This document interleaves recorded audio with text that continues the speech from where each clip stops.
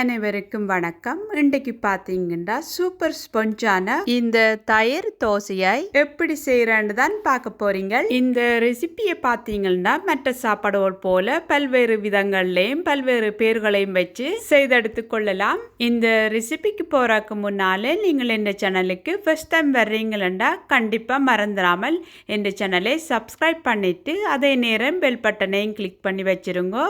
அப்படி என்றால் நான் போற வீடியோவில் உங்களுக்கு உடனுக்குடனே வந்து சேரும். வாங்க இந்த வீடியோக்குள்ள போய் எப்படி இந்த ரெசிபியை செய்தெடுக்கிறேன்னு பார்ப்போம். இந்த தயிர் தோசையை செய்தெடுக்கிறதுக்கு நான் இன்றைக்கு 1 கப் பச்சை அரிசி எடுத்து போட்டுக்கொள்கிறேன். இந்த ரெசிபிக்கு நீங்கள் எந்த வித பச்சை அரிசி என்றாலும் போட்டு எடுத்துக்கொள்ளலாம்.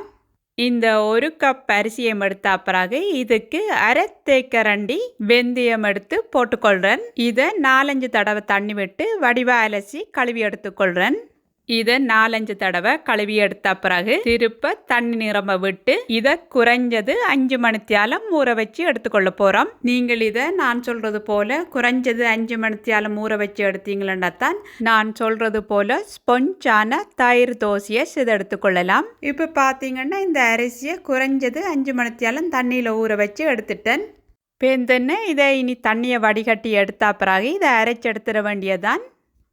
நான் ஏற்கனவே வேறு தோசை வீடியோவில் சொன்னது போல நீங்கள் குளிரான நாட்டில் வசிக்கிறீங்கள் என்றால் நீங்கள் இந்த தோசை மாவை அரைச்செடுக்கும் போது இந்த அரிசி ஊற வச்ச தண்ணியில் அரைச்செடுத்தீங்கள் என்றால் இந்த மா புளிச்சு வர்றதுக்கு உதவும். பேந்துன்னு இந்த ஊற வச்ச அரிசியை போட்டு அரைச்சிட வேண்டியதான். நான் இதை ஏற்கனவே சொன்னது போல இந்த மிக்சி பெரிய மிக்சி என்றபடியா ஒரே தடவையிலேயே எல்லாத்தையும் போட்டு அரைச்செடுத்துக்கொள்றேன். இந்த அரிசியையும் போட்டு எடுத்த பிறகு இதுக்கு அடுத்ததாக 1 கப் ரெடிமேடாக விற்கிற பொரிச்ச அரிசி எடுத்து போட்டுக்கொள்கிறேன். இது இல்லாத பட்சத்தில் நீங்கள் இதுக்கு பதிலாக வெள்ளை ஆவலும் போட்டு எடுத்துக்கொள்ளலாம். இதுக்கு அடுத்ததாக இந்த மிக்சி சூடேறாமல் இருக்கிறதுக்காக 4 பெரிய ஐஸ் கட்டியல் எடுத்து போட்டுக்கொள்கிறேன். நல்லது, நீங்கள் தேவைப்படி குளிர் தண்ணியும் விட்டு எடுத்துக்கொள்ளலாம்.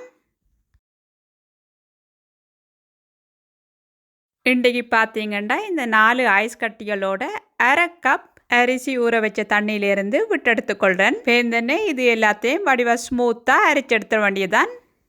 அரைச்செடுத்த பிறகு பார்த்தீங்கன்னா இந்த பக்குவத்துக்கு வந்திருக்கணும். இதுதான் நல்ல சரியான பதம். இதை புளிக்க வச்சு எடுத்துக்கொள்ள போகிற சட்டிக்குள்ள எடுத்து விட்டுக்கொள்கிறேன். இந்த மாவை அரைச்செடுத்த பிறகு இந்த தோசை பேர் போலவே இதுக்கு 3/4 கப் நல்ல கட்டியான தயிரா எடுத்து விட்டுக்கொள்கிறேன். இந்த தயிரையும் போட்டு எடுத்த பிறகு மற்ற வீடியோவில் சொல்றது போல உங்களோட கையை வடிவா கிளீன் பண்ணி எடுத்த பிறகு இந்த மாவை கையாலேயே வடிவா மிக்ஸ் பண்ணி எடுத்துக்கொள்ளுங்க. நீங்கள் இந்த மாவை கையால் மிக்ஸ் பண்ணி எடுக்கும் போது கையில் இருக்கிற சூட்டினாலேயே உங்களுக்கு இந்த மா புளிச்சு வர்றதுக்கு உதவும். இந்த மாவை மிக்ஸ் பண்ணும்போது பார்த்தீங்கன்னா இந்த பருவத்துக்கு தான் வந்திருக்கணும். இதுதான் நல்ல சரியான பதம். பேர்ந்துன்னு ஓரங்களில் இருக்கிற மாவை வலிச்சு விட்டுட்டு இதை மூடி குறைஞ்சது 8 மணித்தியாலம் புளிக்க வச்சு எடுத்துக்கொள்ளுங்க. இதே நான் ஏற்கனவே சொன்னது போல நீங்கள் குளிரான நாட்டில் வசிக்கிறீங்களென்றால் இந்த மாவை புளிக்க வச்சு எடுக்கும்போது முடிஞ்ச அளவுக்கு சூடான இடத்துல வச்சு புளிக்க வச்சு எடுத்துக்கொள்ளுங்க. கிட்டத்தட்ட 8 மணித்தியாலத்துக்கு பிறகு பார்த்தீங்கன்னா இது போல அழகாக பொங்கி வந்திருக்கணும். இதே நீங்கள் குளிரான நாட்டில் வசிக்கிறீங்களா அதுக்கேற்றபடி கொஞ்சமாக ட்ரை ஐஸ் போட்டு அல்லது 10 to 12 மணித்தியாலம் நேரத்தை கூட்டி புளிக்க வச்சு எடுத்துக்கொள்ளுங்க. இப்போ பார்த்தீங்கன்னா உங்களுக்கே தெரியும் என்ன நம்புறேன் எவ்வளவு வடிவா இந்த மா பொங்கி வந்திருக்குதாண்டு. இது போல இந்த மா பொங்கி வந்தால் தான் உங்களுக்கு ஸ்பஞ்சான இந்த தயிர் தோசையை செய்தெடுத்துக்கொள்ளலாம்.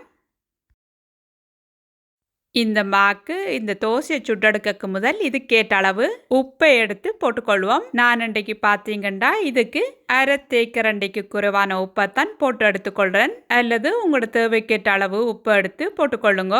இந்த உப்பையும் போட்டு எடுத்த பிறகு இந்த மாவை வடிவா மிக்ஸ் பண்ணி எடுத்த பிறகு இந்த தோசையை சுட்டு எடுத்துட வேண்டியதான். இந்த தோசையை சுட்டு எடுக்கிறதுக்கு சட்டியை அடுப்பில் வச்ச பிறகு சூட்டை மீடியம் ஹீட்டில் வச்சு எடுத்துக்கொள்ளுங்க.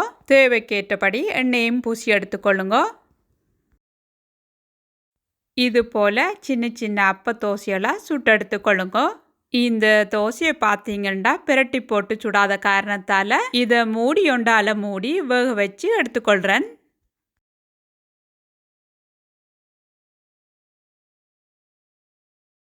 கிட்டத்தட்ட 2 நிமிஷம் விட்டு இது போல் எல்லா தோசைகளையும் சுட்டெடுத்து கொள்ளுங்க. இந்த தயிர் தோசையை பார்த்தீங்களா நல்ல ஒரு பஞ்சு போல், அதே நேரம் நல்ல டேஸ்டான தோசை ஆகும். கண்டிப்பாக நீங்களும் இந்த ரெசிப்பியை வீட்டில் ட்ரை பண்ணி பாருங்க. உங்களுக்கு இந்த ரெசிபி பிடிச்சிருந்தா கண்டிப்பாக மறந்துடாமல் எனக்கு கமெண்ட்ஸில் சொல்லுங்க. அதே நேரம் மற்றவைக்கும் பகிர்ந்து விடுங்க.